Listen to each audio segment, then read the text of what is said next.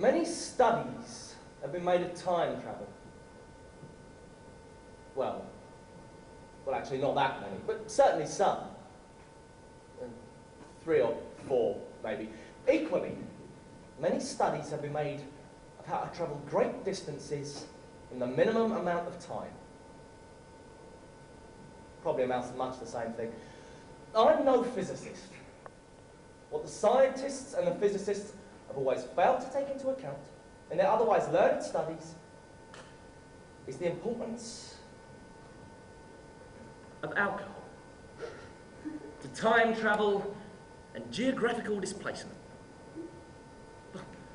Even the fledgling drunk can appreciate the important role time travel takes in covering great distances and squeezing long hours into seconds.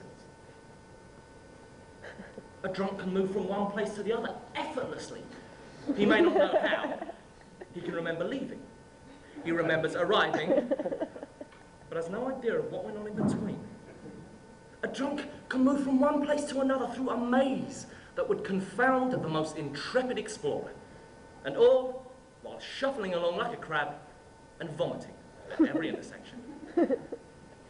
It is a wonder of science, and one which too few people appreciate.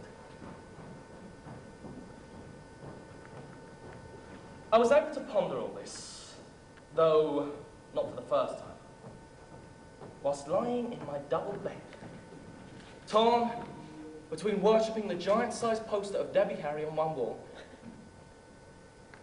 and investigating the blonde lying beside me.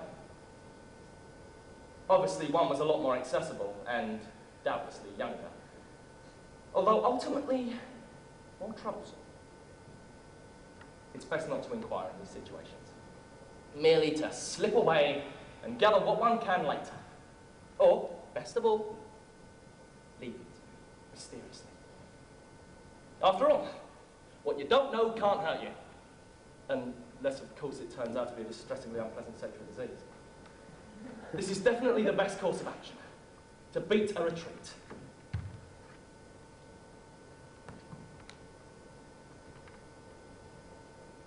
Clothes may have been everywhere, but none of them seem to be mine. Doubtless they were ripped off in a frenzy at some earlier juncture, but this makes my making a clean getaway much reduced.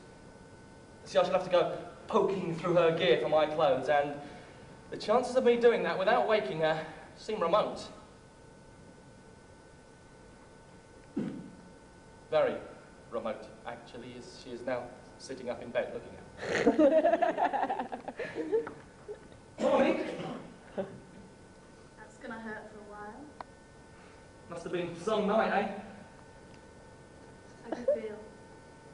Hungover, gloriously fulfilled, macho, vengeful, unfaithful. It was all too much to contemplate.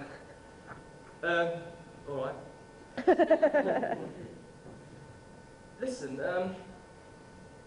no disrespect, but did you bite my lip? You don't remember? Oh, no, I mean, I'm sure it was wonderful and You everything. don't remember falling down the stairs? What's that? Here? No, at the club. You remember the club, don't you? Yeah, of course. Listen, are my clothes around anyway? You really don't remember, do you? Poor thing. You asked me to dance, but I said no because you could barely stand up. And the next time I saw you, you were lying face down on the foot. The bouncers threw you out because you fell down the stairs. And when I saw you next, well, you weren't wearing much more than you have on now. Jesus, my wallet! Your trousers. And my shoes! Socks. Why would anyone want to steal my shoes? Shoes are a valuable commodity. Why would anyone want to steal my socks? Socks are a valuable commodity. Thank God they didn't take my underpants. They're not that desperate. Listen, thanks a lot. Why did you bring me back here? Tried to find out where you lived, but you wouldn't tell me. No. Probably thought I could seduce you. I have these sexual delusions when I'm drunk. My girlfriend, ex-girlfriend, used to tell me that my idea of a romantic 4-course meal is, of of course. Of course I love you. And then straight to bed. Sober, I'm really quite responsible. I didn't try anything I shouldn't have, did I? You didn't get the chance. Still, you trusted a strange man to sleep in the bed next to you. No, not really. I mean, I only brought you back long enough for you to sober up so you could find your own way home. You were virtually unconscious from the time your head hit the bed. Besides, I keep a gun under the pillow to blow your balls off.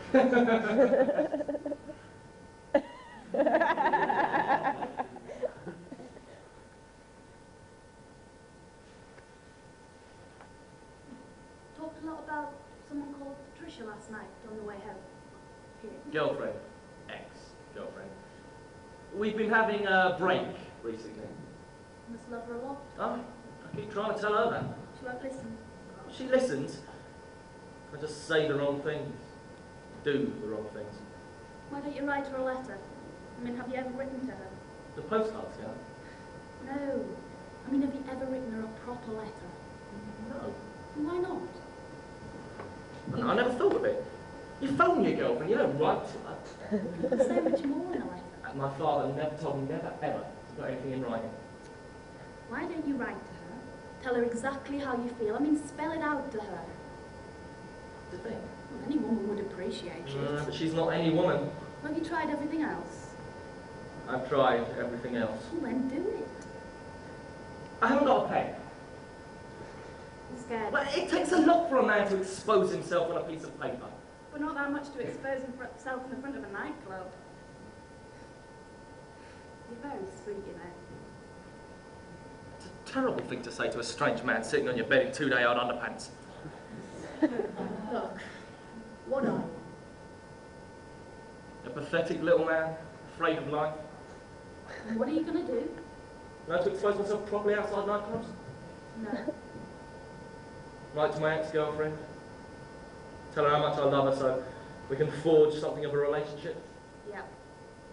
Okay. I'll even furnish a pen. Deal.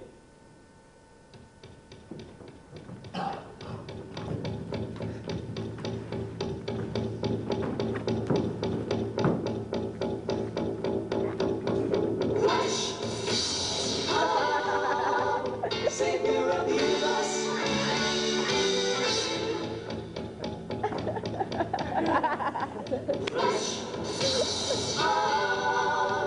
You save every one of us. There is no reason for these extraordinary things. Well, I've walked the streets with some crazy-looking things before, but that's always been to do with fashion. It wasn't her fault she was many sizes smaller than me, and this was the only thing that had fit. She wanted to give me some money, but I wouldn't accept it. She'd done more than enough for me. Besides, now I was alive, and I had a mission. I was going to go to Patricia, and she would fall for me again. Hook, line, and sinker once I'd reminded her what we were all about.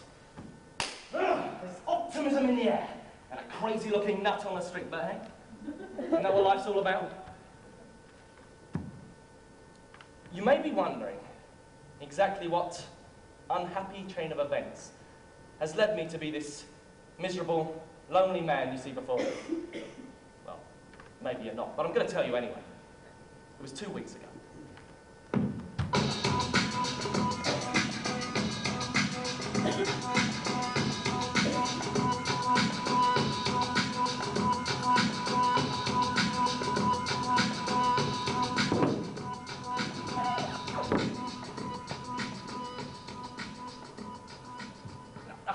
Hold on. Now, I know I said Mondays, Wednesdays, and Fridays originally. I know I said that. But Tuesdays and Thursdays are better for me. Besides, we've tried Mondays, Wednesdays, and Fridays for a month, 6 weeks. And Tuesdays and Thursdays are better for me. They're just, well, they're better. Actually, Tuesdays are better than Thursday. Tuesdays are best, actually. Tuesday. It's my favourite day of the week, now. So why not spend it together all day? Well, the better part of it, most of the day. Yeah, you can come round Tuesdays and alternate Thursdays, maybe, when you feel like it. Maybe even every Thursday eventually. Now, don't sulk. There's no need to sulk, really. I do want to see you. I like seeing you. Almost as much as I like seeing myself. And ever since I've been seeing you, I've missed seeing myself. That's why I want to change to Tuesdays. Yeah, I can see you on Tuesdays, and me Monday, Wednesdays, and Fridays. Yeah, that way we get to keep it fresh and exciting and fair. Yeah, fair. I mean, what good's fresh and exciting is not fair. Yeah, and that one day will give us something to look forward to. We'll cram so much into that one day that soon, very soon, not long from now, we'll have to skip a week just to recover. Just think. Skipping a week wouldn't be so bad. Especially when you know. Just be with myself those days. Those other days, just be with me.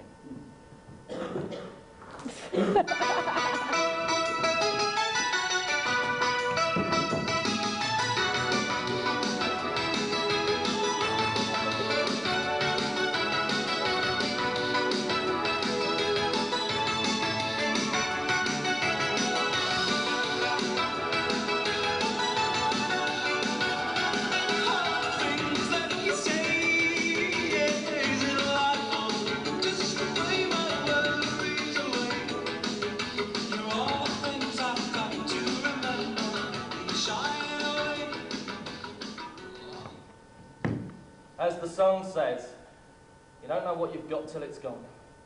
And so it was with me and Patricia. Well, with me anyway. Single life was definitely not the fun-filled jamboree I'd come to envisage. Oh, don't get the wrong impression. It's not like me and Patricia were the perfect couple. She never liked The Clash, for example. She said I drank too much. But, in a rare, sober moment, in the days after our little contretemps, I came to realise that I did, in fact, love her, in my own special way. And so it was that I set off to Patricia's house, armed with a contrite heart, promises of newfound sobriety, and a box of chocolates. But, as John Steinbeck would have said, where he's sitting in the back seat of my Fiesta that night, the best laid plans of mice and men seldom come to fruition. Life is seldom without its spanner. The fates are cruel and capricious, and there is always some slimy little git ready to nick your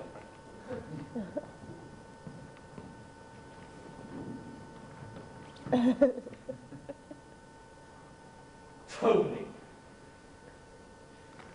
Tony. The exact pathology of his relationship with my girlfriend, I'm not quite sure of, but this much I know. He's always been there, like alopecia, or beriberi, or some mysterious rash. As far as I'm concerned, just as welcome. Ostensibly a friend of Patricia's. I cannot remember the first time I came to meet Tony. Only the first time I came to loathe him. Stop fooling around. Time to straighten right out. Better think of your future. That's why you're in jail.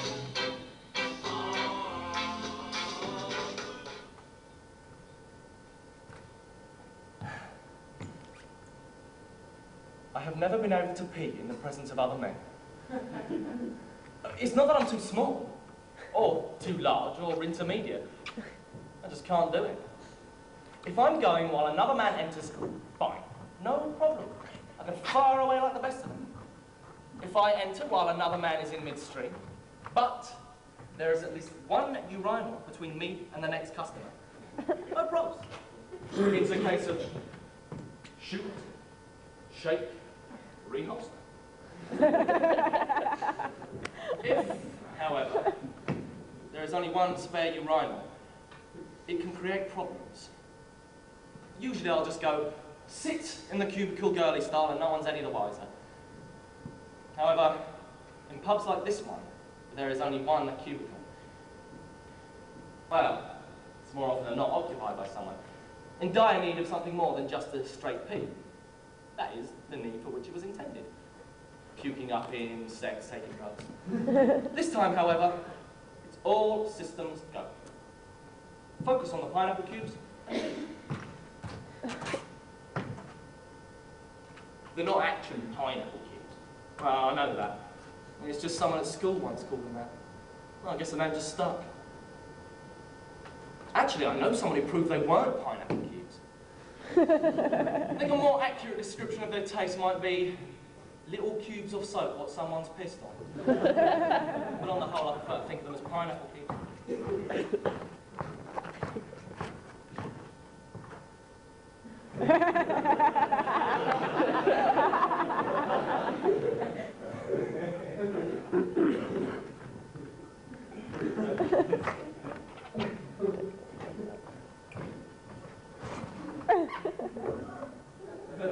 I tried everything. Every trick in my arsenal. Rivers, waterfalls, Arctic lakes, Michael Alfred, foot, willy shaking.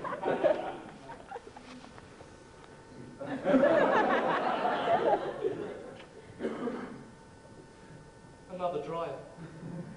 When you last experience, there was nothing worse than two dryers. It's found that one man, two men, standing in a public urinal, shaking their willies. It's hardly deeply embarrassing, but also quite possibly grounds for arrest.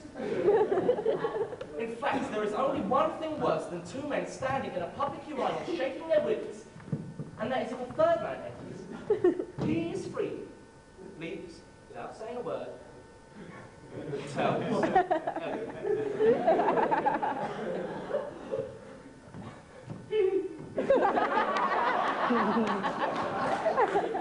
You'll never guess what I just saw. Patricia's boyfriend shaking his cock at some bloke in the toilet. Bastard.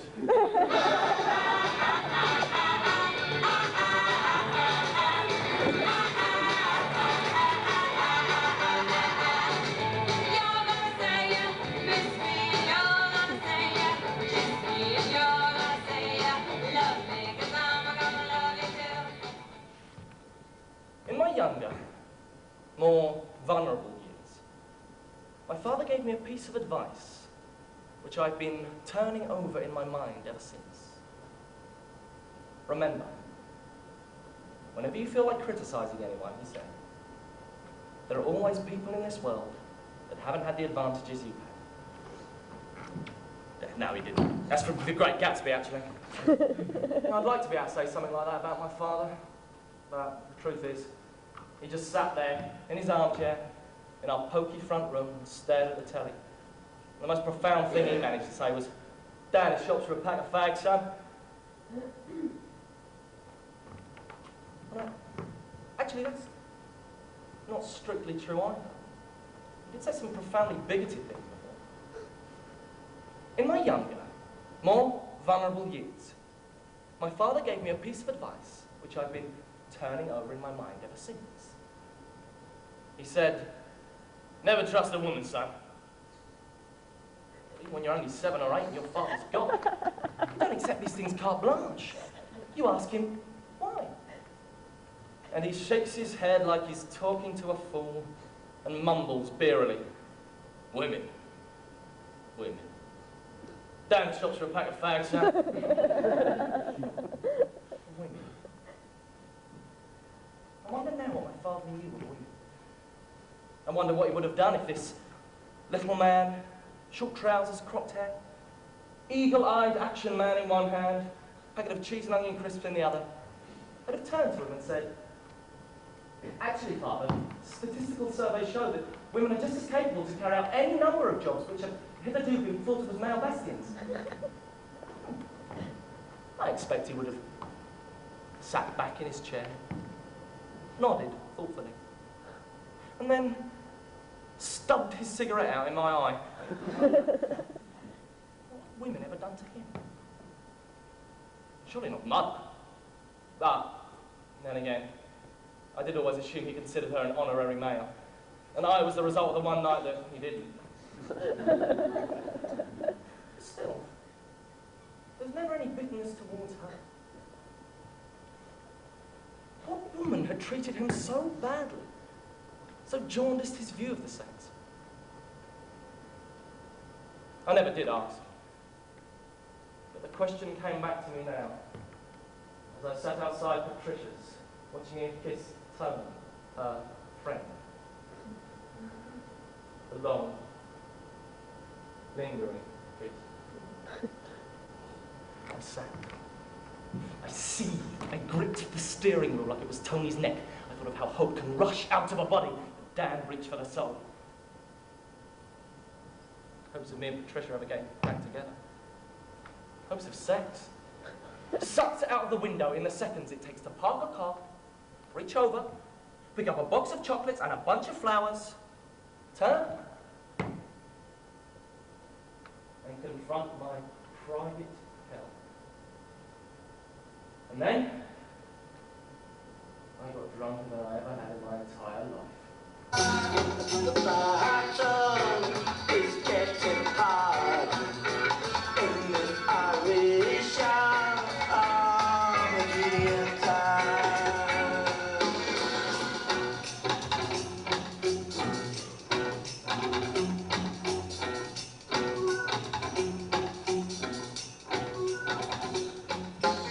A lot of people running out of life. After I saw Patricia and Tony that night, I was drunk for 3 days. I didn't speak to anyone. I ate nothing. I neither washed nor shaved. I listened to my music. When my eyes could focus, I read my books. I listened. I read. I thought. I thought about Patricia. I thought about Tony. I thought about following him back to his house, stalking him to his lair, setting fire to his car, setting fire to his house, setting fire to him. I thought of how I could go, "See how you like it now, Tony," as the flesh was burnt from his tiny body.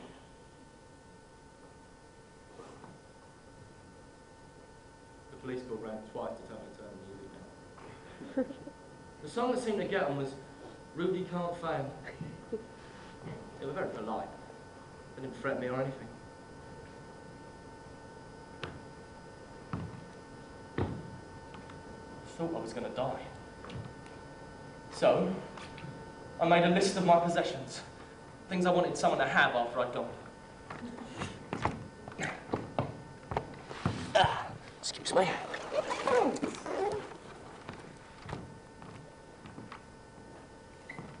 In no particular order.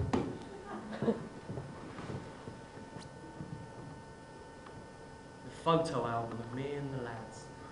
When we were young, faces fresh and spotty, eyes drink-dulled with booze. God, we consumed some alcohol. The devil's vomit, my father informed us. He told us just where it'd lead us. And what harm had it ever done? None. 3 of them in prison now. 2 of them Arsenal fans. 1 of them on a hippie drug train to the poor. But that had nothing to do with the alcohol. Bootleg cassette of the Clash live. My first experience of live music. My first love letter. Unsent.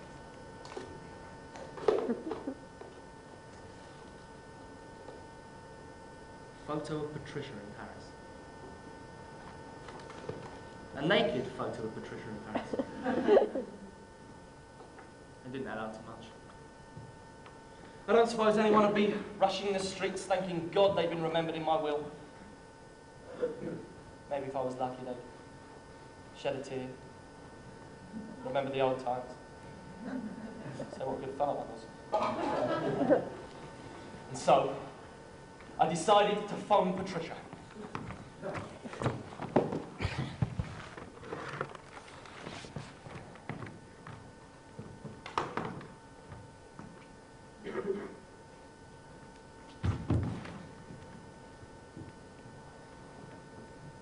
when my eyes could focus, I dialed the number.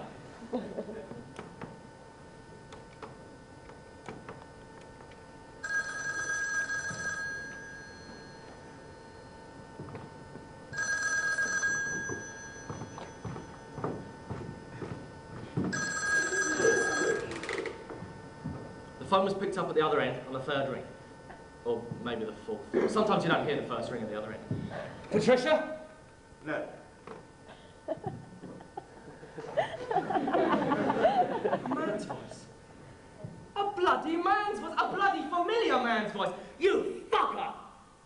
I'm sorry. I'm gonna fucking kill you, you fucker! Excuse me. You're fucking my ex-girlfriend, you fucker! This is Patricia's father. Oh, hi, how are you? I'm fine, thank you. Good, good. Is Patricia there by any chance? No, not just now. Right, could you tell her a phone? Certainly. Okay, thanks, bye. Bye.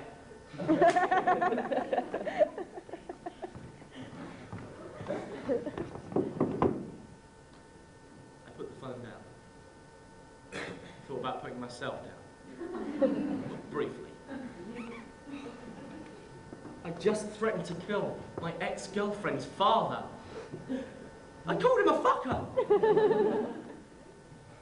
In the amount of reconciliations, this one was right up there with arranging to meet her at midnight at the top of the Empire State Building. And with that, I collapsed.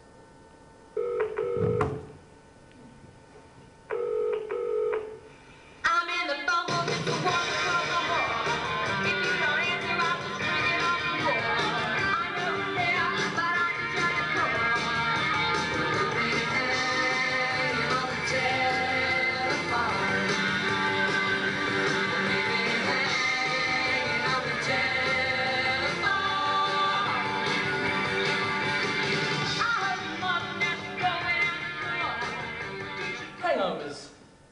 Easily remedied with this. Mother Nature in her purest form.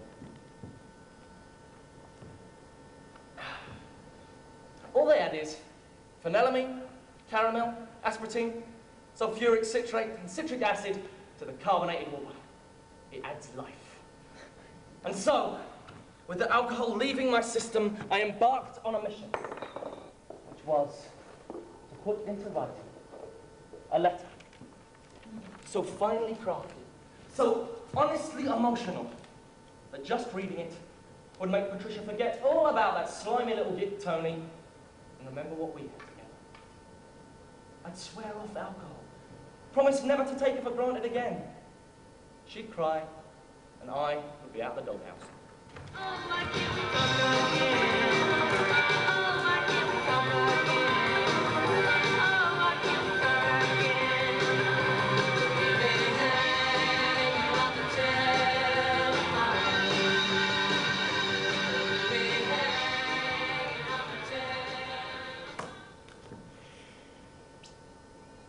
Writing letters isn't easy. It takes well, if I knew what it took, it'd be easy, wouldn't it? See, the advantages about writing a letter is you get time to consider your words, think about what you want to say. The disadvantages are you get time to consider your words and think about what you want to say. Well, the more you think about it, the harder it gets to write.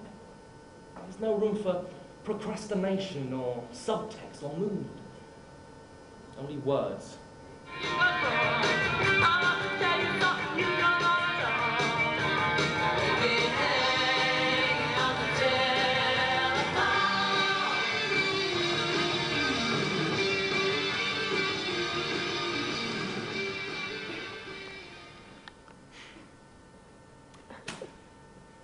I need a second opinion. I thrive on second opinions, disagreeing with them and thusly reassuring myself. An editor. And it's got to be a woman. A woman's opinion. Actually, I know just the woman I want to read it. And the thought worries me. But, then again, worries have a habit of disappearing with a few drinks. Well, it's not a bad idea anyway. Well, it couldn't do any harm. Besides, I've got a clothes to return. Really?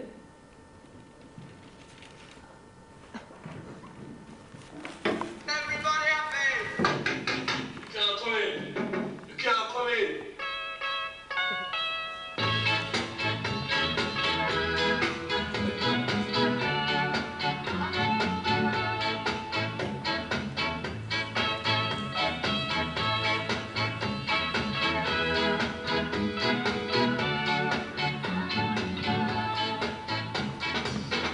You're wondering.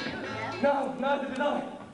You're not going to turn into one of those weirdos who gets attached to me, are you? That's it. This morning you told me to write a letter to my girlfriend. I know, I was there. Well, I want you to read it. Give me a woman's perspective. Suppose. And you'll be honest. As honest as I can make it. Cheers. Oh, and I brought your clothes back. Thanks.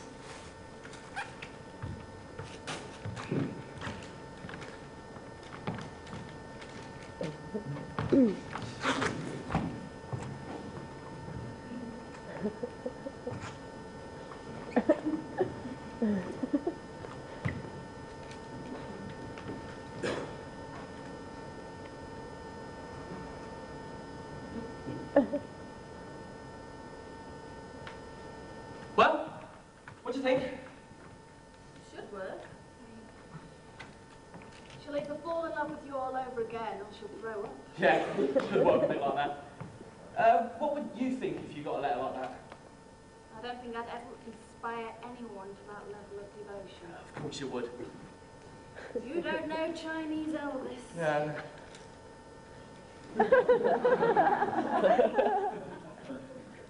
Excuse me? Excuse you what? Chinese Elvis? Chinese Elvis, my old boyfriend. Yeah. I hope you don't mind me Because he asking. isn't Chinese, and he doesn't look like Elvis. Perfect nickname it was. Everyone asks, and I never get tired of telling.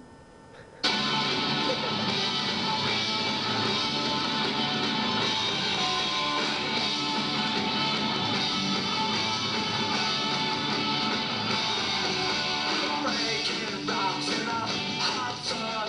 I'm on the law in a law world. I'm on the law in I set off to deliver the letter to Patricia. I'd knock it through a letterbox and leave it. She'd discover it in the morning, solitary and romantic on the mat. And then it's back to my place for an evening of Coca-Cola and reruns of Cheers. I'm in extremely high spirits now. I'm not sure if that's all to do with the letter or... Sorry. Oh, sorry, mate. Give me the wallet. I don't have a wallet. Give me the wallet. I've got some money in my pocket. Here.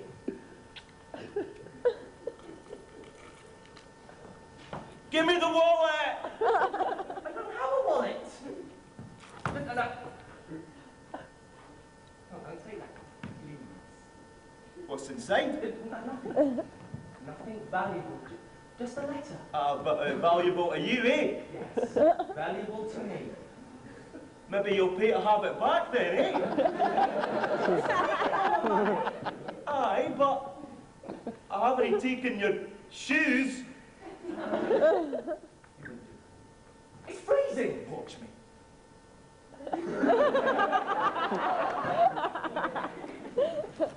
Just slip them off.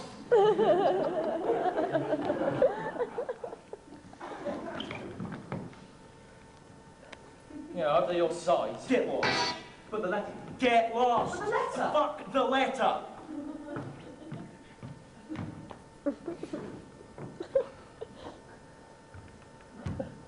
Fuck the letter. That's it. God had spoken. He didn't want me and Patricia ever to get back together. The Almighty himself had directly intervened in my sex life. That's it. It was all over. And I had to come to terms with it. I went straight to the off license.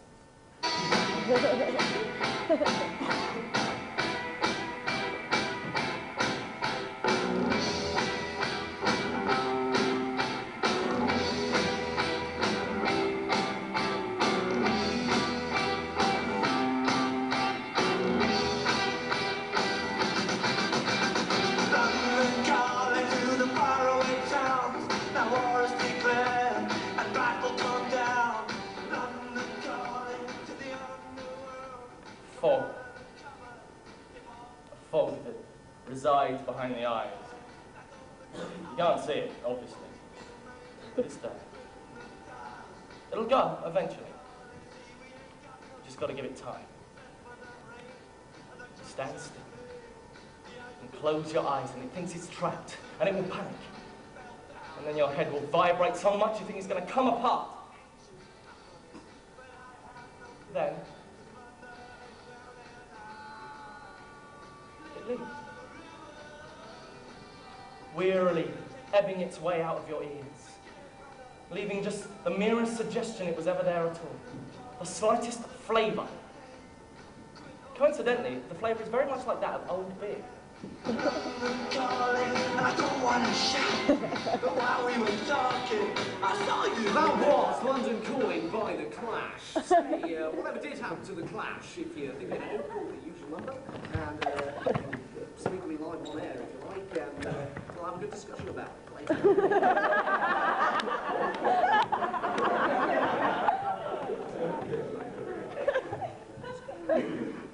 Hello, you're through to Radio Domino.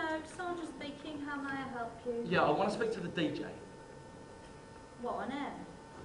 Yes. What about? The Clash.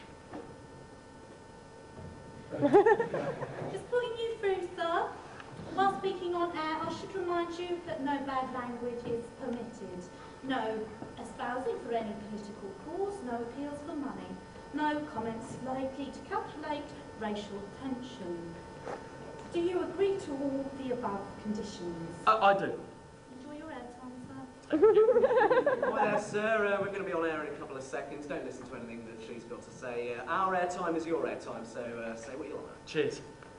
Okay, welcome back. You're listening to Radio Domino FM. Oh yeah, we got someone on the line. What can I do for you, sir? Yeah, you said whatever happened to the Clash? Yeah, well, they're a great English band. They're a great English band. Joe Strummer, he still sings. He had a solo album out. Yeah. Had a couple of albums out, didn't sell much. He's done some singing with the Pogues. The Pogues, yeah, they're a great Irish band. Mick Jones, he's with Big Audio Dynamite, had 6 or 7 albums out. Excellent albums, didn't sell much. Paul Simonon, he had Habana 3am, a couple of albums out, not bad. I say, whatever happened to the drummer? Because that was a classic roll of the drums at the start of I Fought the Law. Yeah, he had a drug problem. He's been in prison now. Really? I think he drives a taxi. Shame. What a waste of talent. I remember the day that the Clash split up. That was a black day for English music. Yeah. I looked out the window at the light. I wonder how many people were listening. Patricia had always hated the Clash. Chalk and cheese. So, it's been a real pleasure talking to you. It's always great to have a fellow music fan on the show. Is there anyone else you'd like to kind of say hi to on this cold and very frosty night? No. Right. Yeah, actually. Just say hi to... I